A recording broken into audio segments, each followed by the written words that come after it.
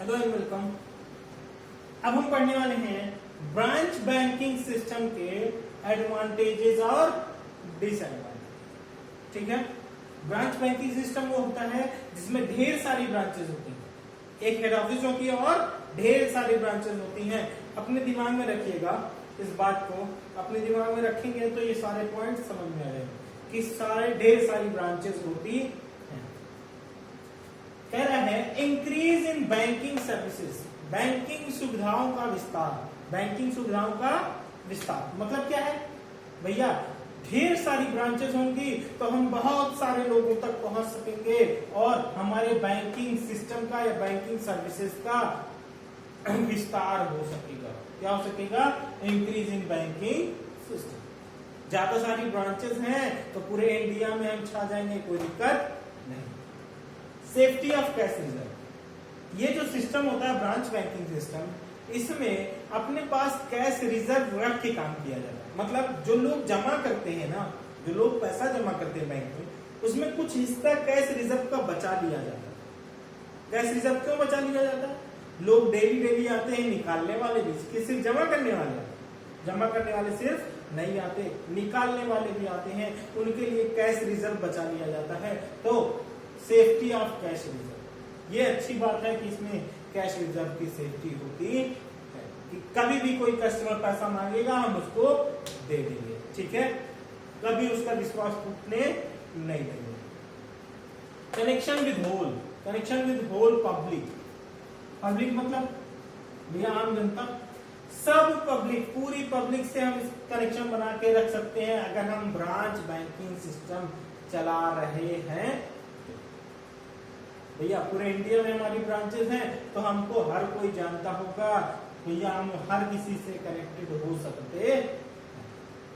Training services, branch banking system में जब कोई एम्प्लॉय आता है, जब कोई एम्प्लॉय आता है, नया नया ज्वाइन होता है तो उसको ट्रेनिंग दी जाती है। ट्रेनिंग के लिए अलग अलग ब्रांचेस पे भेजे जाते हैं, वही ट्रेनिंग देने की सर्विसेज भी इसके एडवांटेजेस में आती है कि भैया ये भी एक अच्छी बात है ब्रांच बैंकिंग सिस्टम में कि उसमें लोगों को ट्रेनिंग दी जाती। ठीक है, प्रशिक्षण सुविधाएं, प्रशिक्षण सुविधाएं। ट्रांसफर ऑफ मनी, मुद्रा का हस्तांतरण, मुद्रा का हस्तांतरण, इसमें बड़ी आसानी से मुद्रा का हस्तांतरण होता है। क्यों? क्योंकि भैया इसकी ब्रांचेस हर जगह हैं, इस शहर से कहीं भी भेजेंगे तो इस बैंक की ब्रांच वहां भी होगी, तो इसलिए कम खर्चीली होगी, लेस एक्सपेंसिव भी लिख सकते हैं, लेस चार्ज। एक्सपेंसिव का मतलब दूसरा हो जाएगा, लेस चार्ज लिख देते तो भैया खर्चा कम लगता है। Equality of rate of interest, equality of rate of interest, चाहे लोन लेने का हो, चाहे लोन देने का हो, चाहे लोगों से पैसा लेने का हो, जब जमा करती है तो 2%, 2.5% इंटरेस्ट देती है। और ब्रांच बैंकिंग सिस्टम के हर बैंक नियर अबाउट इतना ही इंटरेस्ट देते हैं, 2.5 से 3.5% के बीच में हर कोई देता है। अब जो जितना शौक से देना चाहे। ठीक है, वेल इन्वेस्टमेंट ऑफ कैपिटल, ये जो होते हैं ब्रांच बैंकिंग सिस्टम वाले, हर जगह इनकी ब्रांचेस होती हैं, ये हर एरिया के बारे में ज्यादा से ज्यादा बातें जानते हैं और अगर इनको जानकारी होगी तो पैसा वहीं लगाएंगे जहां से इनको फायदा हो सकता। इसीलिए वेल इन्वेस्टमेंट ऑफ कैपिटल, पूंजी का सही विनियोग, पूंजी का सही विनियोग। ठीक है, डिसएडवांटेज भैया इसके कुछ नुकसान भी हो सकते हैं। मोर एक्सपेंसिव, भैया ज्यादा ब्रांचेस होंगी, ज्यादा एम्प्लॉय चाहिए, ज्यादा जगह चाहिए, ज्यादा जमीनें चाहिए, ज्यादा कैपिटल चाहिए, बहुत बड़ी कैपिटल चाहिए, बहुत बड़ी कैपिटल है तो भैया केस भी क्या है, रिस्क वाले बहुत है, रिस्क वाले बहुत है और ये खर्चीली भी बहुत ज्यादा होती है। जितने भी ब्रांचेस खुलती जाएंगी खर्चा उतना ही बढ़ता जाएगा, क्योंकि उनके लिए जगह भी चाहिए, उनके लिए लेबर भी चाहिए, उनके लिए एम्प्लॉयज भी चाहिए, हर चीज का खर्चा भी बढ़ जाएगा। ठीक है, ignorance of poor, ignorance of poor का मतलब यहाँ किस लिए लिया गया है? ये जो ब्रांच बैंकिंग सिस्टम होता है ना, ये सबसे पहले उनको अट्रैक्ट करता है जो ज्यादा पूंजीपति लोग हैं, इंडस्ट्री वाले हैं, प्राइवेट सेक्टर के लोग ऐसे जो ज्यादा से ज्यादा बड़ी कैपिटल में बिजनेस करते हैं, बट गरीबों से इतना ज्यादा लगाव नहीं रखते। ठीक है। मोनोपोली, एकाधिकार, इसमें चांसेस होते हैं मोनोपोली, उसमें चांसेस नहीं होते थे यूनिट बैंकिंग सिस्टम में, क्योंकि एक ही शहर में ब्रांच थी। बट मोनोपोली इसमें चांसेस होते हैं, चांसेस ऑफ मोनोपोली, एकाधिकार हो सकता है। कैसे?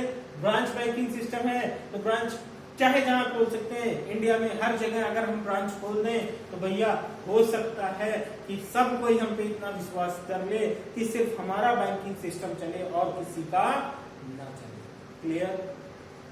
डिफिकल्टी इन मैनेजमेंट, भैया इसको मैनेज करने में बहुत प्रॉब्लम होती है। यूनिट बैंकिंग सिस्टम में मैनेज करने में प्रॉब्लम नहीं होती थी।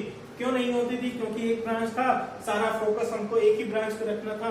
बट ब्रांच बैंकिंग सिस्टम में बहुत सारी ब्रांचेस होती हैं, इसलिए हम एक जगह पे फोकस नहीं कर सकते, उसको मैनेज करना बहुत मुश्किल होता है।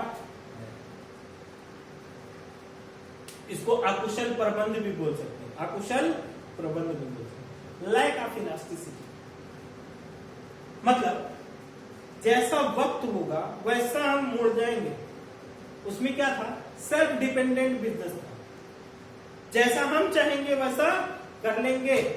तो इलास्टिक था। क्या था? जैसा हम चाहते उस तरह मुड़ जाते, घूम जाते, वैसे ही काम कर लेते जैसा हमारा फायदेमंद था। बट ब्रांच बैंकिंग सिस्टम में ऐसा नहीं होता है, इसको रूल रेगुलेशन के हिसाब से चलना होता है, जो गवर्नमेंट कहती है उसको वैसा करना पड़ता है। ये कम लोचदार होती है, लोचता का अभाव या लोच का अभाव, हिंदी में क्या बोलेंगे? लोच का अभाव। इलास्टिसिटी मतलब लोच, लैक मतलब अभाव। ये थी हमारी बैंकिंग की 7th क्लास, जिसमें हमने क्या क्या पढ़ा कि भैया यूनिट बैंकिंग सिस्टम क्या होता है, ब्रांच बैंकिंग सिस्टम क्या होता है, दोनों के एडवांटेजेस और डिसएडवांटेजेस। अब मेन बात आप लोग सुन लीजिए भैया, ये बात याद रखिएगा, आप 12th में हैं और जो कि कोरोना वायरस चल रहा है, आपको भी नहीं पता और हमको भी नहीं पता, ईमानदारी से किसी को भी नहीं पता कि ये लॉकडाउन कब खुलने वाला है, कब नहीं खुलेगा, कोई भरोसा नहीं है। हमारा कॉलेज चलेगा नहीं चलेगा, सेंटर चलेगा नहीं चलेगा, कुछ भी भरोसा नहीं है।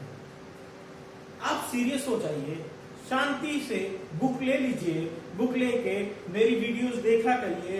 यूपी बोर्ड के बच्चे ज्यादा से ज्यादा बिजनेस बैंकिंग का पूरा सिलेबस आप यहाँ से पा सकते हैं, कोई एक पॉइंट भी नहीं बचेगा जो मैं छोड़ दूं, पूरा का पूरा सिलेबस आप पा लेंगे, कोई दिक्कत आपको नहीं होगी। अब ये कुछ लोग जो होते हैं सोचते हैं कि यार अभी क्या है, कुछ दिन बाद से वीडियो देखेंगे, वीडियो ही तो देखनी है 10 मिनट की वीडियो, 10 मिनट की वीडियो पढ़ने में 15 मिनट लगते हैं। और मैं अगर 20 मिनट 22 मिनट 25 मिनट की वीडियो डाल रहा हूं, वो आपके लिए क्या, ताकि आप 1 घंटा कंसिस्टेंट होके बैठे। 1 घंटा अगर बैठना सीख गए वीडियो पे ना, तो बहुत कुछ कर सकते हैं आप 12। ठीक है, तो गुड लक, आप ऐसे ही लगे रहिए, जिस तरह से चल रहा है मामला ऐसे चलने दीजिए, किसी के कहने पे मत जाइए, बस अपना फोकस हो जाइए, क्योंकि बोर्ड आपका है, किसी और का नहीं। जब आप फेल होंगे, जब आपको कोई प्रॉब्लम होगी, जब आप कम नंबर लाएंगे, तो लोग आपसे कहेंगे ये फेल हो गया, पिताजी आपको पीटेंगे, मम्मी आपको कोसेगी। तो ऐसा कुछ भी मत करिए, अपना फोकस होके 1.5 घंटा 2 घंटा निकालिए, 1 घंटा निकालिए, ताकि आप दोनों तीनों सब्जेक्ट पढ़ सके, अकाउंट, बिजनेस, बैंकिंग। ठीक है, आप फोकस रहिए। Do like, share and subscribe.